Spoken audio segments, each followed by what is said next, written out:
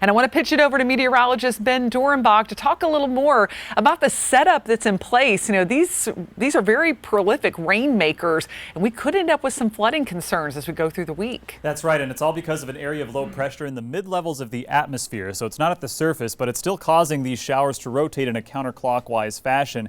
And it's these types of downpours, the way they're oriented, that could cause some flash flooding, as is pretty typical with tropical systems for a lot of those similar reasons. You get a big group of heavy rain and it stays over the same area for an extended period of time. So that's the big concern with systems like this. So nothing really resembling that right now, but it's possible. And just to recap, and in case you're curious, to issue a flash flood watch, the rainfall rate needs to be around 2 inches per hour, and it usually varies from place to place, and it's also dependent on how much rain has fallen over the past few days, because the more rain that's fallen actually means that the soil can't hold as much rain.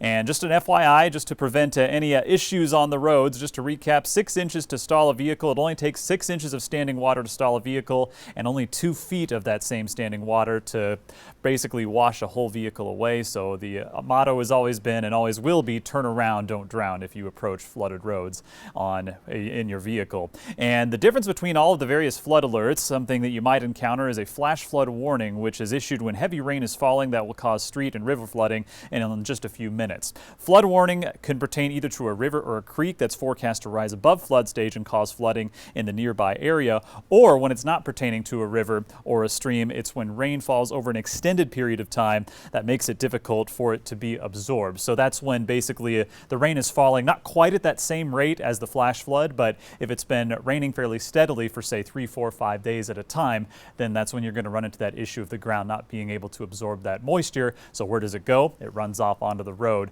and makes it extra flood prone. So that's just a recap in case we do see any flooding this evening. It would only be over for the next about few hours or so. Luckily, this low is forecast to move off to the east and out of the area, but we still have plenty of rain and storm chances in our future, which Kendra will recap here in just a few minutes.